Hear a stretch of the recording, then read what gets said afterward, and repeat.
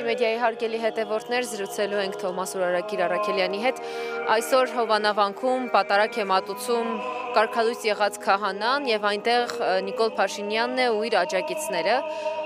եւ ընդունում են այդ պատարագը, բայց չընդունեցին Արագածոտնի թեմի հոգեվորականին եւ ճանապարհի կեսից հետ վերադարձավ նա։ Նախ այս վիճակը մեկնաբանենք։ Ես պատարագի եմ եղել ու չունեմ որևէ տեղեկություն, թե այս ընթացքում ինչ է կատարվել այնտեղ, բայց ակնհայտ էր դեռևս օրեր առաջ, երբ հայտարարությունը արվեց, որ պիտի այնտեղ այդ բեմադրությունը կատարվի, որը իրենք կոչում են պատարագ, ակնհայտ է, որ մենք այսպես տեսնում ենք նոր աղանդի ստեղծումը։ Պողոս Առաքյալը մի հետաքրքիր միտք ունի, ասում է՝ լավ է, որ ձեր մեջ պառակտումներ լինեն։ Ես մի անգամ երբ կարդում էի Պողոս Առաքյալի նամակները, անկեղծ զարմացա, ասում եմ, ինչ ասում, էլի, ոնց թե լավ է, որ ձեր մեջ պառակտումներ, հերձվածներ, աղանդներ լինեն։ Ինչով է լավ։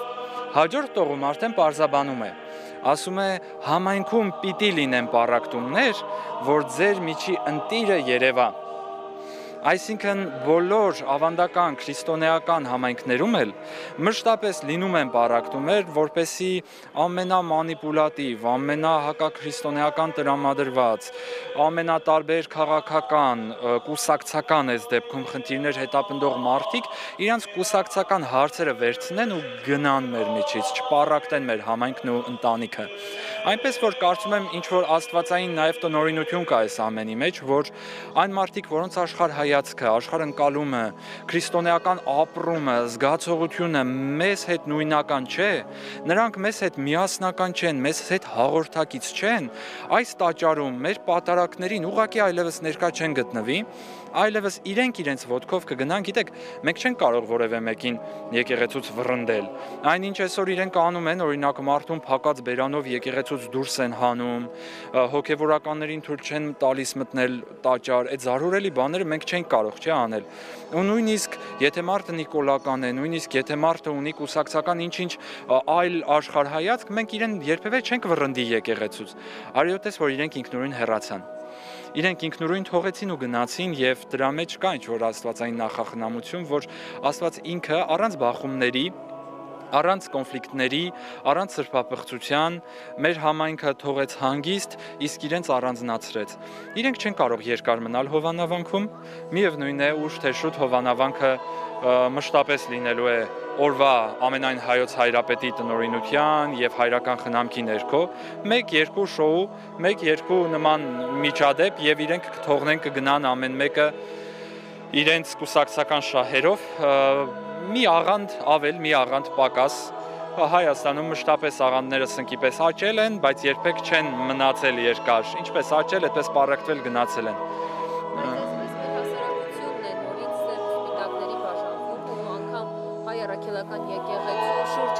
Ամենամեծ համախմբումը կար հիմա մի նոր պառակտում է մեր հասարակության մեջ։ Հայ առաքելական եկեղեցու շուրջ համախմբումը չի լինում այսպես ուղղակի ազգային պատկանելությամբ։ Դու պիտի կիսես հայ առաքելական եկեղեցու վարդապետությունը, դա ամենաառաջնային ու կարևորագույն կանոնն է, որ դու պատարագին հաղորդակից լինես։ Հայ առաքելական եկեղեցու ուղղադավան վարդապետությունը կիսել, այդ մարդիկ ակնհայտորեն չեն կիսում մեր եկեղեցու վարդապետությունը, հետևաբար հայոց եկեղեցում միաբանված են մեր հավատակից մարդիկ, այդ մարդիկ մեզ հավատակից չեն, հետևաբար ինչ միասնության մասին է խոսքը, սև ու սպիտակի մեր ժողովուրդը բաժանվել է 18 թվականին, եւ ատելության մթնոլորտը անդադար խորացվում է եւ բնականաբար դա այսպես կառավարական մակարդակով ամեն օր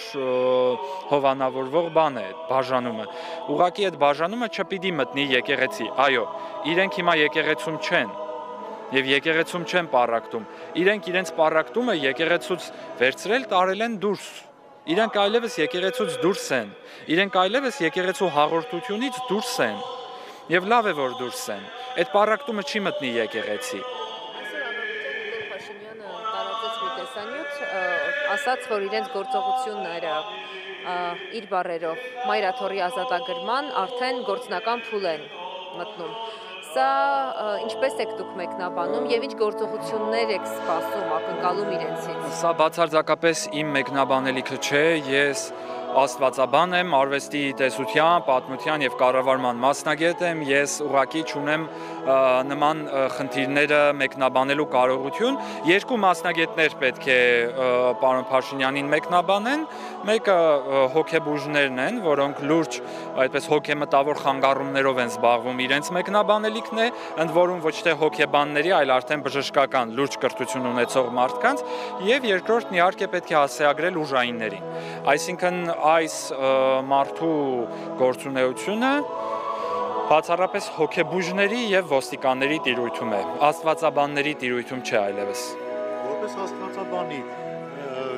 իրադարձությունները զարգանում են այս պահին հենց Հովանավանքում։ Արդյոք օծյալ քահանայի կողմից չանցկացվող պատարագը չի դարձնում պղծյալ եկեղեցին։ Ընդհանրապես մենք այդ պետք է որոշակի ժողովական որոշում տրվի, արդյոք կարիք կա վերահոսման թե ոչ, անշուշտ այն ինչը կատարվում է սրբապղծություն է, բայց պետք է հասկանալ արդյոք այդ պղծությունը վերաբերվում է օծյալ տաճարին, թե հակառակը իրենք իրենց են պղծում այս պահին։ Այս մի քիչ վարդապետական քննարկման հարց է, վստահ եմ, որ շատ շուտ որոշակի հայեցակարգ կձևավորվի եւ մայրաթոռում կա հայեցակարգային գրասենյակ, որը ակտիվ պարզաբանումներ տալիս է։ Կարող եմ միանշանակ ասել, որ այս պահին իրենք իրենց դուրս են դրել եկեղեցու հաղորդությունից եւ վերածվել են այլևս աղանդի։ Այսինքն, եթե մինչ այս մենք խոսում էինք հայ առաքելական եկեղեցու մոլորյալ զավակների մասին, այլևս պետք է խոսենք ուղղակի աղանդավորական եւս մեկ կառույցի մասին։ Ինքս, քանի որ իմ գործունեության հենց սկզբից զբաղվել եմ աղանդավորական տարբեր կառույցների մեկնաբանմամբ, կարող եմ մի բան արձանագրել, որ այնքան է այս իշխանությունը մարգինալացվել, այնքան է այս իշխանությունը այլևս դարձել օդիոզ եւ որևէ ձևով անհամագործակցելի, որ մի բան եմ ուզում նշել, նույնիսկ Հայաստանում գործող խարիզմատիկ եւ տոտալիտար աղանդները այսօր դիստանցավորված են այս կառավարությունից։ Մի բան ուզում եմ ուշադրություն դարձնեք, ոչ մի աղանդավորական խումբ այս ընթացքում որևէ ձևով դուրս չի եկել այս իշխանության հետ բաց համագործակցության։ Եթե 2018 թվականի իշխանափոխության, ինչպես շատ քաղաքական մեկնաբաններ արդարացիորեն նշում են թուրքա-ադրբեջանական այդ հեղափոխության օրերին իրենց հիմնական հենասյունը Հայաստանում գործող որոշ աղանդավորական կառույցներ էին եւ բազմիցս հրապարակվել է դեմքերով, անուններով, թե աղանդավորական որ կառույցները, որ հովիվներն էին ակտիվ մասնակցում այդ իշխանափոխության առաջին ալիքներին, ապա այսօր նույնիսկ աղանդավորներն են վախենում եւ արհամարում այս գործընթացները եւ իրենց պահվածքը։ Վստահ եմ, որ նրանք շատ կուզեին աղանդավորական խմբերով ինչ-որ քանակ ցույց տալ, բայց այսօր ստիպված են քանակ ցույց տալ բացառապես նախարարներով, ստախոսներով, ուժայիններով եւ գետ մեկ պարզապես հավատացյալ մարդ դուք վստահ եմ չեք տեսնի այս օրերին Հովանավանքում, նույնիսկ աղանդավորների համար այլևս իրենք հետաքրքիր չեն։ Պատարագը սկսված է եւ պատարագի ընթացքում դուրս են գալիս, նորից ներս են մտնում, ասում են, գիտեք, որ պետք է ամբողջ ընթացքում ներկա լինել, չեք կարող քեզից միանալ եւ հաղորդվել, ասում են դա մեր որոշելիքն է։ Դե այո, իրենց որոշելիքն է։ Չէ, ընդհանուր առմամբ կարծում եմ լրագրողների հետ իրենց շփումը ոչ թե այսպես աղանդավորության կամ առաքելական լինելու, այլ տարրական դաստիարակության խնդիր է, ինչը իրենք չունեն։ Առնվազն տարրական դաստիարակություն է եկեղեցում չխոսելը, եկեղեցում խաչակնքելը, գլխաշոր կրելը, այն հպանցիկ այսօր առավոտյան, երբ դեռ նոր պիտի մտնեի պատարագի 1-2 կադրեր, որ ինձ իմ ընկերները ուղարկեցին, ինձ համար ակնհայտ էր, որ իրենք նույնիսկ տարրական է դաստիարակության տարրերը չեն պահում եւ եկեղեցում վայելչության կեցվածքի նույնիսկ տարրական գիտելիքներ չունեն, որովհետեւ պարզ է, մարդկանց առաջին շատ-շատերի դեպքում առաջին պատարագն է, որը մեկնաբանելի էլ չէ, էլի եմ ասում, թող հոգեբուժները մեկնաբանեն, թող ուժայինները մեկնաբանեն, կա հոդված, քրեական հոդված, իրենք խոչընդոտել են հայ առաքելական եկեղեցու ծիսական կյանքը։ Դուք հստակ երեք նաև տեսաք Արագածոտնի թեմի քահանաների հայտարարությունը, որ բոլոր քահանաներին հրավիրել էին հարցաքննության Կիրակի առավոտյան, հասկանում եք, ես վերջերս եմ վերադարձել Իրանից, ես տեսա, թե Իրանում ինչ մեծ հարգանք կա հայ հոգևորականի նկատմամբ, ասենք իսլամական երկրում ինչպես են վերաբերվում հայ հոգևորականին, ինչպես են պաշտպանում մեր հայկական քրիստոնեական համայնքի իրավունքները։ Գիտեք, նոր ջուղայում էինք ու այնտեղ նույնիսկ պարսիկները, մահմեդականները իրավունք չունեն առանց իրենց կառավարության կողմից թույլտվություն ստանալու մտնելու հայկական եկեղեցիների տարածք, այսինքն այնտեղ որպեսի հայերը երբեք որևէ բախման խնդիր չունենան, բացառապես հայերն են իրենց համայնքում, այսինքն պատկերացրեք պաշտպանված կառավարական մակարդակով, ամենաբարձր մակարդակով իսլամիստական երկրում։ Մենք մեր երկրում այդքան պաշտպանված չենք ու